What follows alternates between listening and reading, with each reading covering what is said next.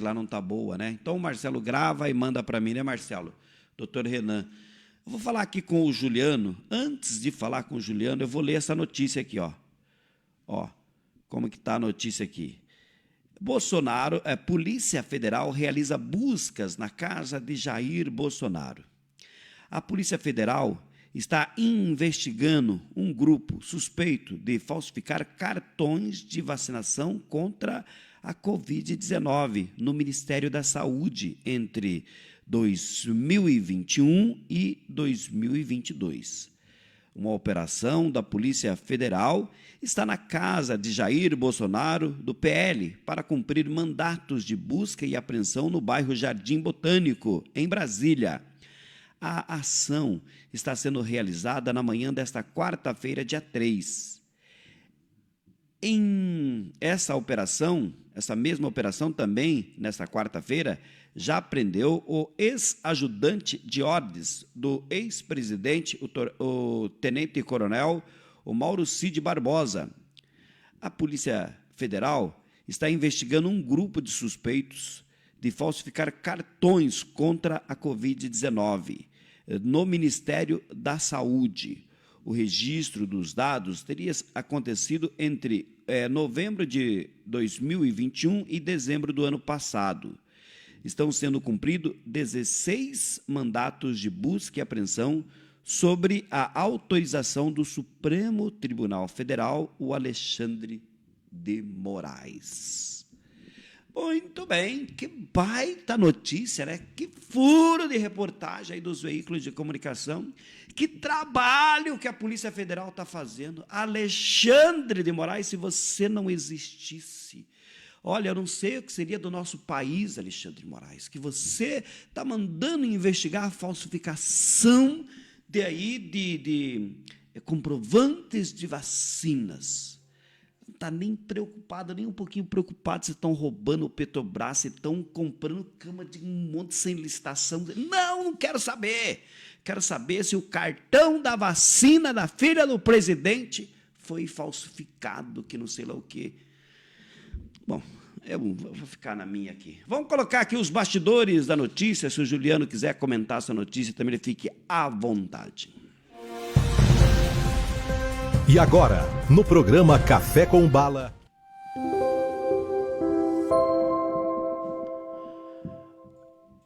Bom dia, Juliano. Com medo da derrota, o governo resolve adiar a votação da PL, a PL da censura. Aqui na minha manchete está da fake news, mas a PL da censura. Bom dia, Juliano. Bom dia Pedro, bom dia a todos que estão ligados aí no programa Café com o Bala. Antes de falar dessa notícia, né, da censura, da PL da censura, eu vou dar um rápido comentário sobre o que você falou agora há pouco. Aqui se presta o Supremo Tribunal Federal fazendo esse teatro, mobilizando a Polícia Federal, que é a polícia mais importante que nós temos no Brasil, para ir atrás de cartão de vacinação falsificado, que só existe na cabeça deles. Até parece que um ex-presidente como Bolsonaro iria se prestar a falsificar cartões de vacinação. Olha, eles querem achar pelo em casca de ovo, né? Eles querem achar alguma coisa para incriminar o ex-presidente. E como eles não conseguem, eles ficam inventando factoides e colocando a imprensa para cobrir esse teatro. Tanta coisa importante tem para a Polícia Federal fazer, investigar, pagos com o nosso dinheiro. Tanta coisa tem para a imprensa investigar, cobrir e trazer os fatos reais que estão acontecendo no Brasil. Brasília pegando fogo, o Brasil em bancarrota por conta deste governo, que não é um governo, é um desgoverno que está aí. E aí ninguém faz nada. O Alexandre de Moraes estudou direito constitucional, escreveu livros, deu aula sobre direito constitucional. E a cada dia que passa, ele agride mais a Constituição. E aí nós aqui temos que assistir esse tipo de circo todos os dias na mídia, vinda desse protagonista principal, que eu digo que é do humor, né? Do humor e do sarcasmo, que é o Alexandre de Moraes. Pois bem, agora sim vamos falar da PL da censura. Devido a manifestações maciças nas redes sociais e também com relação à pressão popular feita em cima do governo e dos parlamentares, né, houve aí um adiamento, né, daquele projeto de lei da censura que iria ser votado ontem na Câmara Federal. O Palácio do Planalto não descarta adiar a votação por mais tempo. O relator do projeto, aquele deputado federal comunista, ex-ministro do governo do PT, Orlando Silva, que é do PCdoB, passou os últimos dias, inclusive, costurando acordos políticos com lideranças partidárias para tentar ganhar mais apoio e mais votos no Congresso para passar a tal da PL da censura, o projeto de lei da censura às redes sociais e à imprensa. Até agora, 241 deputados votam pela liberdade de expressão, conforme aparece no placar aí. 216 votam pela censura e 56 deputados ainda não se posicionaram a respeito do assunto, estão em dúvida. Muitos líderes conversando com suas bancadas no Congresso Nacional. Já começou pressão nas ruas, a pressão nas ruas está vindo com força total. Ontem à tarde, por exemplo, houve manifestação na Avenida Paulista, lá em São Paulo, contra esse projeto de lei, né? Inclusive, o deputado federal por São Paulo esteve lá, Luiz Felipe de Orleans, que ele é do PL, partido do ex-presidente Bolsonaro, e ele falou um pouco, ele gravou um vídeo rápido, curto, falando sobre a sua participação naquela manifestação e o pedido do público pela liberdade. Vamos acompanhar aí um trecho da fala do deputado Luiz Felipe Orleans, do PL. Esse movimento está quebrando o gelo de voltar às ruas. Aqui, estão clamando liberdade agora. Fundamental o que está acontecendo. Estou só dando meu apoio aqui. Esse movimento vem das ruas. Sou um político, então quero só estar dando aqui minha anuência em apoio. Aí então, ó, aparecendo aí o povo nas ruas ontem. Lotaram a Avenida Paulista em São Paulo, pedindo a liberdade. E é muito bom ver o povo de volta às ruas, exigindo a liberdade, que foi tirada desde o dia 1º de janeiro, quando esse governo assumiu. A liberdade está no artigo 5º, né, da Constituição, no parágrafo 5º do artigo 220 da Constituição. Lá diz o seguinte: que é vedada toda e qualquer censura de caráter político, ideológico e artístico. Então é o artigo 20, parágrafo 2º da Constituição, e no artigo 5º fala também a mesma coisa, só que de outra forma. É proibido todo e qualquer tipo de censura no Brasil. O 5º parágrafo do artigo 220 diz que os meios de comunicação social não podem, direta ou indiretamente, ser objetivo de monopólio ou oligopólio, seja de quem for. Então é bom constatar que a frase dita pelo ex-deputado federal, né, e ex-presidente da Câmara dos Deputados entre 1991 e 1993, o Ibsen Pinheiro, que era do MDB, que fez o impeachment do Collor, a frase que ele disse faz todo sentido. Ele dizia o seguinte: o Congresso sempre faz o que o povo quer, desde que o povo deixe claro o que quer. E como se deixa claro o que quer? Fazendo dessa forma, pressionando, indo às ruas, exigindo os seus direitos. Então os deputados entenderam, pelo menos por enquanto, entenderam a tempo, que estavam indo contra a vontade popular, se caso aprovasse esse projeto agora. E nenhum político é tão suicida para ir contra um povo revoltado que o elegeu, a não ser, né, a turma do PT, que segue seu guia, seu Deus, vem no presidente da República um Deus, o seu grande líder, de todos os motivos, todas as manifestações que eles acham legais. Fora essa gente, qualquer político com o mínimo de neurônios na cabeça percebe que não deve contrariar a vontade popular. O povo não teve tempo também de debater e de entender esse projeto, porque foi muito rápido. Foi uma votação em regime de urgência, a toque de caixa. Então, por isso, iria ser aprovado com facilidade se o povo se o povo se calasse. Agora eles estão entendendo com mais calma. Tem bancadas até mudando de opinião no Congresso, como, por exemplo, a bancada dos deputados do Republicano, né, que apoiou a proposta por quase unanimidade. São 42 deputados do Republicanos, né, 28 votaram sim, 63% deles, e 8 votaram não, pela aprovação de urgência. Agora já estão contra o projeto a maioria. E os 238 deputados que aprovaram a urgência do projeto nos últimos dias, né, para ir logo ao plenário para ser votado, sem passar pelas comissões da casa, né, embora ainda tenha de ir ao Senado, se for aprovado na Câmara, a maioria desses partidos, desses deputados, são de bancadas da esquerda, do PT, do PCdoB, do PSOL, do Partido Rede Sustentabilidade, esses votaram em peso no regime de urgência do projeto, que são os partidos de esquerda que estão naquele esquema mundial ou na América Latina de tomarem conta das ditaduras de esquerda por todo o país e por todo o mundo. Ninguém diz, por exemplo, que há censura nos países que há censura fortíssima.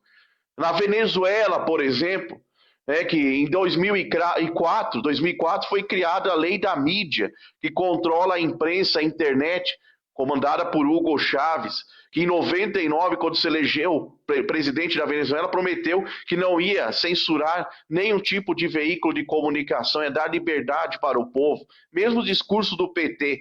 Em Cuba, existe a Lei da Mordaça, imposta em 2018, através do então ditador Raul Castro, irmão, né, do grande ditador cubano Fidel Castro. Na Nicarágua, desde 1979, a ditadura de Daniel Ortega tem censurado a imprensa e todos os tipos de órgãos de comunicação, expulsando até embaixadores de outros países lá da Nicarágua, invadindo igrejas, tirando a liberdade religiosa do povo.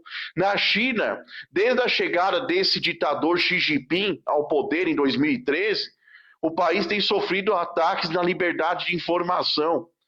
Na União Soviética, começou com o ditador Lenin, Vladimir Lenin, que em 1917 assinou o decreto que proibia a publicação de qualquer artigo burguês. Ele chamava de artigo burguês qualquer artigo que criticasse as autoridades da época. Na Albânia, desde 2007, foi praticada a censura aos meios de comunicação ordenadas pelo premier Sali Berisha, premier que lá é o presidente deles, chamam de premier, mas é um ditador. Então são regimes de esquerda totalitários que exigem a censura para poderem funcionar do jeito que eles querem. E nós estamos a poucos passos disso acontecer no Brasil, se ninguém tomar uma providência, principalmente o povo, ir às ruas e não permitir que seus deputados e senadores cometam esse grande equívoco, viu, Pedro? Então, agora vamos ver o que vai acontecer na sequência. Pois é, Juliano. Ontem uma movimentação, durante essa semana, uma movimentação gigantesca, né? Inclusive o Google se manifestou, daí eu vi algo incrível, né? Algo assim, um absurdo, que o próprio governo se revoltou, queria que o Google falasse bem do projeto, impondo, não, vocês vão ter que falar bem desse projeto. O pessoal fala da China, né? Que a China tem... Ontem estava conversando com o Wilson aqui, e a China ele tem 2 modelos a ser seguidos, né? Que a China é comunista, mas ela é capitalista, a China. Mas lá ninguém tem Facebook, ninguém tem redes sociais. Aí é mais ou menos o que eles querem fazer aqui. Lá na Coreia do Norte também, todo mundo tem que falar que só faltam, daqui a pouco, falar assim que todo mundo tem que ser calvo. Tem que ser calvo para seguir o seu líder. Tem coisas que não dá para entender. Só para a gente ilustrar aqui, Juliano, eu tenho uma relação de amizade muito forte com o Geraldo Mendes, que é deputado federal, Nós conversamos por vários momentos durante o período eleitoral, apontando lideranças que poderiam ajudar ele no período eleitoral, aí, que poderia... eu posso apoiar, eu não tenho candidato, eu posso te ajudar, isso, aquilo, como eu fiz com o Ari Valdir, como eu fiz com outras pessoas também. E eu cobrei do Geraldo Mendes. Ele votou, você lembra, que ele votou favorável à urgência da votação da PEC. Eu cobrei o Geraldo Mendes falou para mim: Pedro, jamais eu vou votar contra alguma coisa que venha aí para censurar as nossas redes sociais ou a liberdade de expressão de qualquer um. E ontem, ele, lá no plenário, ele acabou fazendo uma selfie e falando do seu posicionamento. Vamos ouvir. Estamos aqui no Congresso Nacional, hoje, dia 2 de maio de 2023. Estamos aqui em votação sobre a PL 2630, mas, pelo que eu entendi aqui, houve um acordo entre os ministros que vai ser retirado de pauta essa PL 2630. O meu voto é não a essa PL, é não à censura, e sim à democracia, sim à liberdade de expressão, sim aos direitos democráticos dos brasileiros, então, da liberdade de expressão. Meu voto é não a PL 2630, mas foi retirado de pauta aqui, tenho certeza que logo voltará a plenário com um texto melhor para a gente poder votar essa. É isso aí, então, pelo menos foi o único deputado que se manifestou, né, Pedro? Porque nós trouxemos que o Beto Richa votou também favorável ao regime de urgência. Nós trouxemos aqui outros deputados, enfim, eles têm que se manifestar, né? Eles são lideranças do Paraná, o povo os elegeu para estar lá representando o nosso estado, eles têm que dar uma satisfação, fez o deputado Geraldo Mendes. E aqui no Paraná eu tenho visto que em peso eles estão ainda alguns indecisos e muitos contrários. A população é contrária, com certeza, aqui no Paraná, em peso, com relação a esse projeto de lei. Só que precisa mais. Não adianta você ser contra e ficar calado, né, Pedro? Precisa ir para as redes sociais, manifestar o repúdio a esse projeto, fazer manifestações nas ruas, como aconteceu lá na Avenida Paulista.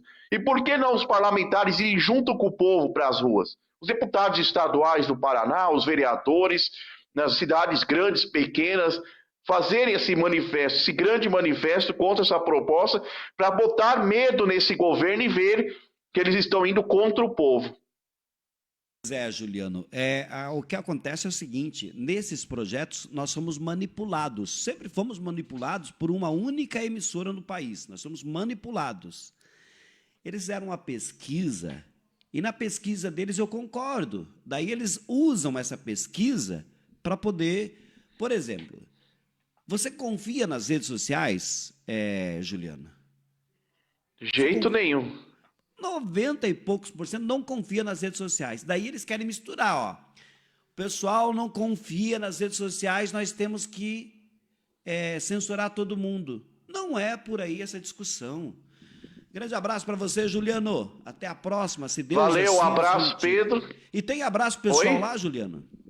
Ah, é verdade, não podemos esquecer, né, do nosso público fiel lá, né, o Luciano, o Jonathan, o Marcos, o seu Paulo, o nosso amigo Farias, que esteve de plantão à noite, o Ivanei de férias, e o Iverson volta hoje a trabalhar, né, Iverson? Seja bem-vindo novamente ao grupo, nosso líder maior lá, né, e aos enfermeiros também, né, as enfermeiros e médicos lá do Hospital da Graça, que não perdem o Café com Bala.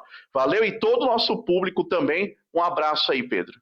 Abraço, muito obrigado por estar junto com a gente. Juliano Zimmer, falando dos bastidores da política, né? Política federal, política municipal, política estadual.